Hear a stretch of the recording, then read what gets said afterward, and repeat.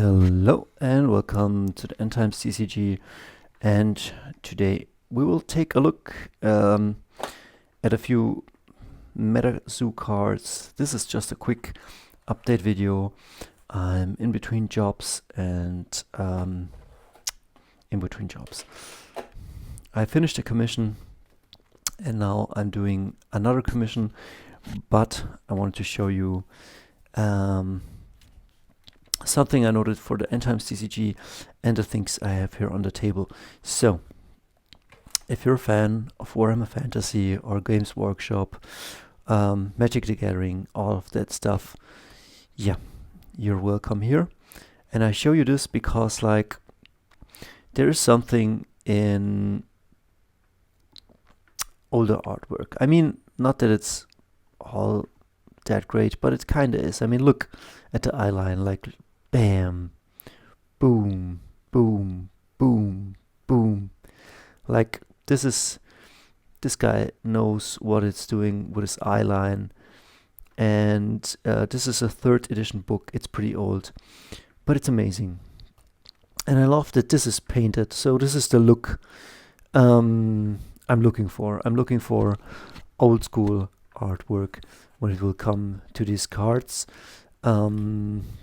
I usually paint my comics digitally, but lately I'm more and more going to hand painted, watercolored, acrylic painted, something like this. And when you will, when we will have drawings, renderings, paintings, it will be, well, I was searching for something badass, but I can't find the Swordmasters of Hoeth. But well, let's put this aside and let's show you. I got here 4 packs of Metazoo. I just got myself some bulk cards. They are all for pretty full. Only this one is half full. And there are a few rares here and there. I got all the 4 packs for 40 euros.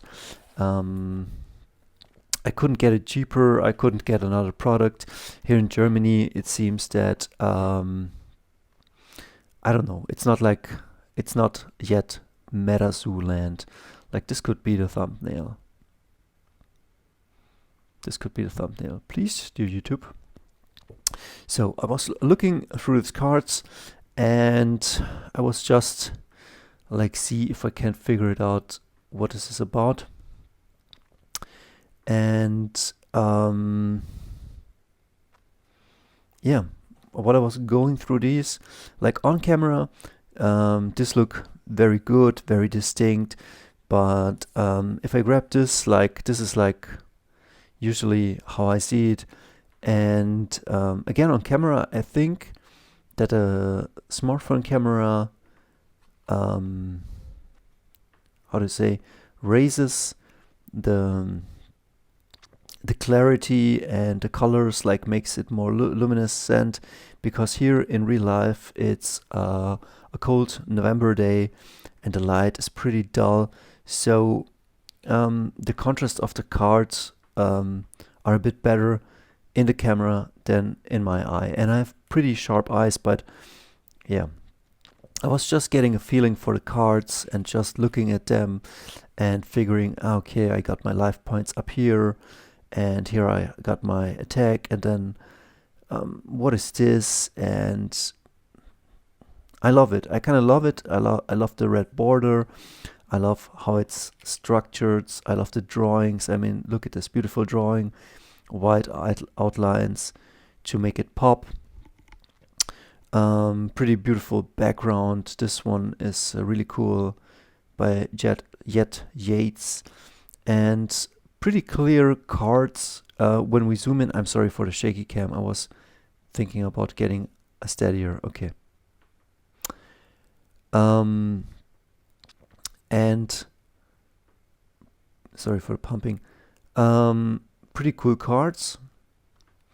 And what I also love is like the different auras and how you get earth aura and all of that stuff. And yeah, there's also a card like daytime, nighttime. I was intrigued by this because like in the Endtimes TCG, like how cool would it be like if you're a vampire and you can play nighttime, and so everything gets buffed, and then I guess you cannot respond by switching to daytime. But yeah, something like this. And I was just reading to the abilities and how good I like these cards. Again, I put this now aside, and here's my third book. It's like where I put all my ideas in, and this is where I got to pros and cons, lovely and cute, loving. I mean, I truly love this because like it is a cool style. It is pretty. I mean, I can play this with my kids and I can play this with my adult friends. It's fun, and that's always a pro. That is definitely a pro. Number two, I like that on the card it says how many of these cards you can play. Like the guy we've seen right now, you can play just one per spellbook. Maybe it's just a legendary card, and so the power is, how do you say, like it tries to be balanced, or it tries to give you something tangible, how many you can play. Then life points and attack, it's pretty simple. Up here it's the life points, down here it's the attack, and I love it. It's pretty basic because this is what Magic also was about in other games like Dota, Hon. Like you have health and an auto attack, and that's it for now. And like as you can see, health and auto attack, and it's pretty cool. That's basic, and it gets you a long way. Big quadratic illustrations. I love it because it's pretty clear. You get your frame in the picture. You get your frame here. It's quadratic or square, I would say, and then beautiful card design, pretty old school. Like you got a frame as if we're looking in. Magic the Gathering had that in the beginning, and I liked it very much. The card pops out from the black or red, I want to say red border, but from the red border, like the card is coming out, but we're looking in. Pretty basic stuff, but it's all those small things that make us feel like we're in the 80s, let's say 90s. Beautiful illustrations, hand drawn and then painted, I guess aquarelle, and I love this. That's also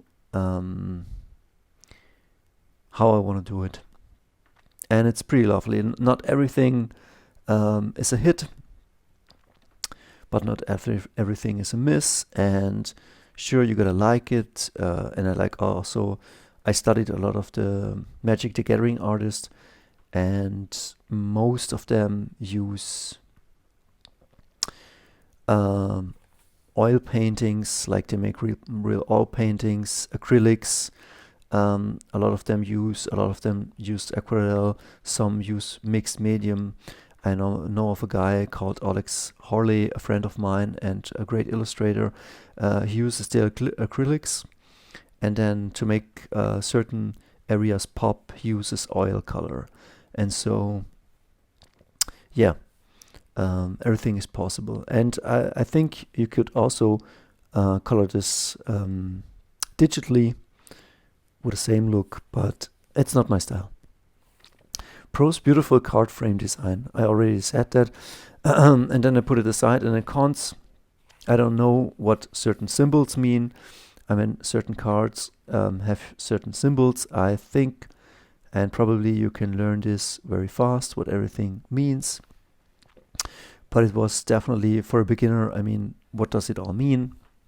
It's not very clear. It's not that I can take it in my hand and just start playing, but well, that's just a minor con. Very, very small flavor text. I mean, here on the camera, but look, this is like my hand. And then, like, you gotta zoom in, and sure, a camera can do this, but look, it's really, really small. Again, a minor con. small text, a lot of text. That's what I don't like about Yu-Gi-Oh! Or this game, that it's small text and a lot of text. Sometimes it can't be avoided, but it is a minor con. I mean, the quicker and simpler you can read something, I would say the better. Doesn't mean it has to be that way, but in my eyes, it's just like Slimy Slap. That's easy to read. It's 10 damage, 80 life points. Boom, there you go. And I mean, smooth is always good. Some card work is hard to read or hard to see or a bit dull. I put here a yin and yang. Usually in comics or paintings, there's always a yin and yang. Here it is a yin and yang. Let's say the character is like the white or the black, and then the background. You know what I mean? It's a balance. It's character, background. Here the character kinda is like a yin and yang, and then background and a heaven, and it's kind of balanced. Or here you have like the flower and then the background, and you get a hang of it, what I'm about to. Or you get here the tree, and then up here is, you know what I mean? It's kind of balanced. It's not all. And also this, like, you have black parts and the red parts. It's almost 50-50, and that helps the eye to have clarity, and it's also very aesthetically pleasing. Or here, beautiful potion. It just takes a minor part of the picture, and the background is very grayed out, but it is still kind of yin and yang, very beautiful. Well, maybe it's the cold November day and I don't have the best lighting, but some of it, in my personal taste, I would make it. It looks at least a bit dull from my standpoint, and a bit low on contrast. Again, in the camera, it looks pretty sharp. I think the camera highlights the black parts a bit and tries to balance it. But if I look with my eyes, and I have good eyes, I would say there are a few dark parts missing, but that's personal taste. We'll see. And then we'll come to the conclusion of the video. I was also thinking right after this, okay, let's think about, like, I have a high school chat and he's my Evoli. From this chat you can make whatever you want to make. Let's say this chat turns into a super chat, like just a very buffed high school guy, or in a Teen Wolf, or you can become an alien, or you know what I mean. This will be like an Evoli. How many points does he cost? What's his punch? Like, it couldn't be 1, because like he's a buffed guy. He at least should punch for a 2 or a 3. That's his auto attack. That's his open hand, his open fist. And how many life points does he have? I mean, he's a fit guy, maybe 18. And how many points does he cost? Maybe 5. Maybe he's a common, because like the high school chat you can find. He's not as rare as Arnold Schwarzenegger in Predator. And of course, the Arnold Schwarzenegger should punch with a bit more, like with a 4, maybe even a 5, but I don't want to overpower too much. And then how much health does he have? Well, he's a bit more buffed, maybe an 8, 19, a 20. You see, I'm not going all in, it's just slight improvement, but definitely a higher point cost. This guy is uncommon. Well, he's a Marine or a Special Force, like maybe even a rare, and we'll get now. Then you have a James Woods type character from maybe a Vampire Hunter, and he's taking okay physical health. He's not as good, has not as good as health as the 18-year-old guy, so he's just a 17. He punches for 2 or 3, and definitely higher points because he's not a common. And the points, it's like deck building with the points. Maybe we can say, let's play a 25-point game, or let's play a 50-point game. And here we got a Predator. Like, let's say we play a 24-point game. You got just a Predator, so we can't play a 24-point game with a Predator. We need a bit more. Let's say we play 50-point game, and so you can bring Arnold from the Predator and his team, and he matches the Predator and his items, and so on. I'm just thinking, because like Rage Werewolf had the renown, and maybe I got the points from something like Warhammer, Kill Team, something like that. And I was thinking the Predator must punch harder than Arnie, must be rarer, must have a higher health pool, so he costs much more point. So maybe the point cost, this is not his casting cost, but his point cost, like to bring him in your deck, in your army list. I'm not yet sure of how to really manage it, but we're getting a taste of it. So then we have like a cop, like a Danny Glover cop. He's a common, but he costs a bit more than a high school guy. He punches with a 2 because like he's a cop, maybe he punches with a 3 if he's experienced, and his health might be okay or good. Like, I just trying to find a place for humans and how much they punch, and then once they take weapons, we'll see. That's another game, but at least you have an auto attack. Like, if all your weapons are taken away and your health is low, or you know what I mean, they at least can fist fight it out until the bitter end. And then if we have a Prince Noir type character, like from Hellboy 2, the Golden Army, this guy must be rare. He must be at a Predator level, maybe even higher, I don't know. And he must be a good fighter, and you know, they're kind of similar, but very high in point cost, this also. So you can bring a prince and his team. Yeah, that was the thoughts I was thinking. I share this with you. I'm on the game. I'm also onto something, to other things, trying to balance my life and get the money in, make good artwork.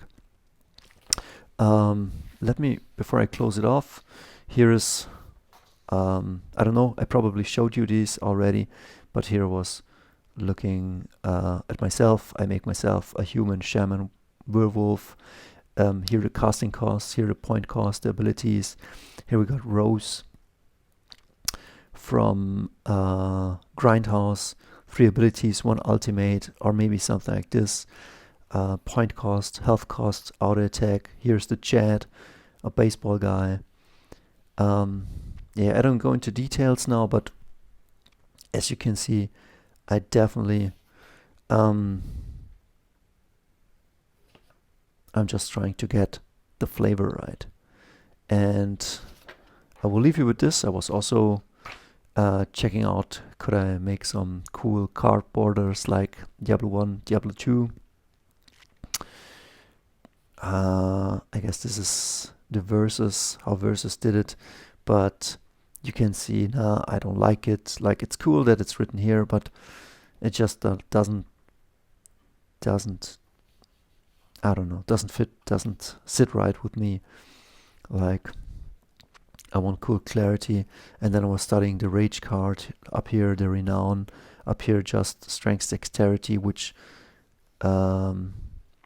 just lets you cast your spells. And yeah, I close the video now, and we see us soon. See ya.